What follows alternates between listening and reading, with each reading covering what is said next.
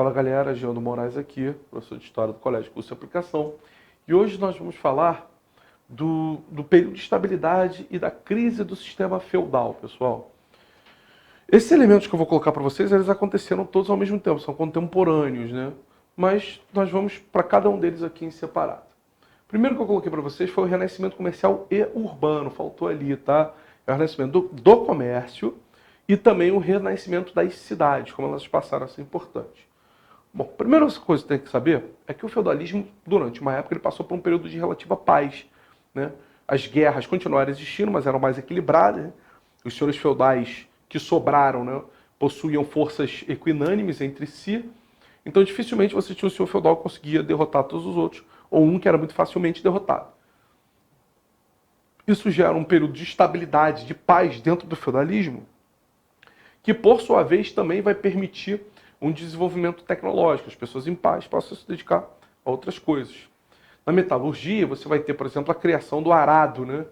O arado é aquele dente que você amarra atrás do cavalo, do boi, e aí, conforme ele vai puxando, ele vai abrindo valas maiores, e aí essas valas vão fazendo com que você preencha, né, mais rapidamente com as sementes. As técnicas agrícolas vão se tornando mais refinadas, né? Então você vai ter, por exemplo, um processo conhecido, você está ali, um processo conhecido como arroteamento do campo, chamado criação de novas terras agrícolas, né? Você vai ter o chamado arroteamento dos campos, que nada mais é do que drenar os pântanos, né? Os pântanos são áreas muito férteis, porém são áreas alagadas, então você drena e aí o que sobra ali é um terreno extremamente fértil. Você vai ter a famosa rotação trienal dos campos, né? Então você vai ter um campo dividido em 4 e aí você planta uma coisa diferente em cada quadrado, mas o último quadrado você deixa vazio, descansando. De 3 em 3 meses você rotaciona, assim você evita que a terra se esgote, né? Que o solo se esgote. Essa produção agrícola, por sua vez, também permitiu o desenvolvimento demográfico, né? Mais comida disponível, mais pessoas, né? Período de relativa paz somado com essa alimentação disponível, mais pessoas. Esses excedentes agrícolas começaram, né, a ser negociados nas cidades próximas, eram chamados burgos, né? Eram cidades menorzinhas, e aí essa galera que vivia do comércio nesses burgos, inclusive morava nessas cidades, eram inclusive chamados de burgueses, né? Nessas cidades, graças ao desenvolvimento do comércio, você também vai ter a formação das chamadas corporações de ofício, que nada mais era do que sindicatos especializados de trabalhadores, né? Principalmente pedreiros, de engenheiros, galera que construía castelos e tal. Essa gente tinha por objetivo manter o monopólio sobre o conhecimento daquilo que ela fazia. Então, aos poucos, as cidades e o comércio foram renascendo, né? Foram aparecendo novamente. Depois você vai ter isso aqui, ó, cruzadas, ou também conhecido como movimento cruzadista. Se chama cruzados, galera, porque os cavaleiros cruzados, eles usavam uma túnica por cima da armadura com uma cruz vermelha no peito, né, chamada Cruz de Cristo. Daí o movimento de cruzadas, né, em referência a essa cruz. Ela era uma campanha, na verdade, foi uma campanha militar organizada pela Igreja Católica, né? A maioria dos que participavam, como eu falei, eram segundos filhos. A gente já falou disso aqui anteriormente, né? O principal objetivo dessa galera era dominar Jerusalém, né? Tomar Jerusalém do domínio árabe, mas ao tomar Jerusalém, essa galera também acabou tomando todas as regiões próximas do Oriente Médio, né? Toda aquela região da Palestina, né? Ao tomar a região da Palestina, acabaram reconectando o Oriente com o Ocidente. E aí aquela região passou a ser um fluxo de mercadorias.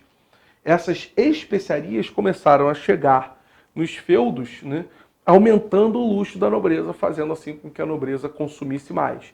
E ao consumir mais, ela gastava mais dinheiro. Ao gastar mais dinheiro, ela tornava a vida do pobre, né, a vida do camponês, do servo, mais difícil, porque ela aumentava os impostos, né? Então, galera, você vai ter ao mesmo tempo o renascimento comercial e urbano, o renascimento comercial e urbano ligados aí também ao movimento cruzadista. Isso faz com que o mundo medieval se acelere, mas na verdade ele está chegando no seu fim. Nós vamos ter aqui alguns elementos que explicam isso, né? O primeiro deles é a tal da peste, né? Fica até mais fácil para nós entendermos quando a gente fala no mundo atual que a gente está vivendo, né? essa pandemia aí recente. A peste negra ou peste bubônica era transmitida pelo piolho do rato, né? Os ratos, inclusive, que vinham dos navios que vinham do Oriente Médio, né? Os navios saíam do Oriente Médio, vinham pela Itália e ali se espalhavam, vinham para a Península Itálica, né? A Itália ainda não existia. E dali se expandiam por toda a Europa Ocidental. As pessoas não tinham muito bem ideia de como a doença se espalhava, né? Muita gente, inclusive, encarava a doença como punição divina. E a peste bubônica matou aí 1/3 da população europeia, né? Ao matar 1/3 da população europeia, deixou o resto do trabalho para os outros 2/3 fazer. Lembra que o cálculo não é exato, então você vai ter verdadeiros vazios, né? Cidades completamente vazias dentro da Europa Ocidental porque estavam assoladas pela peste. Como eu disse, galera, os camponeses que sobravam, né? Os camponeses que não foram mortos pela peste, tiveram que fazer o trabalho por eles e pelos que haviam morrido. Lembrando que o gosto dos senhores feudais havia aumentado desde que o movimento cruzadista abriu uma ponte com o Ocidente, fazendo entrar assim uma série de especiarias dentro da Europa Ocidental. Isso leva ao que a gente chama de um quadro de superexploração. Os camponeses passaram a ser extremamente explorados. E aí entenderam que eu podia morrer de fome, de exaustão de trabalho, eu podia morrer lutando, né? Essa superexploração, que é o segundo ponto, vai nos levar ao terceiro ponto. São as chamadas guerras de longa duração, né? Você vai ter guerra entre nobres, a Guerra dos 100 Anos, entre nobres britânicos e nobres franceses, a Guerra das Duas Rosas, né? Entre duas famílias de nobres ingleses, né? Que disputavam ali o trono da Inglaterra.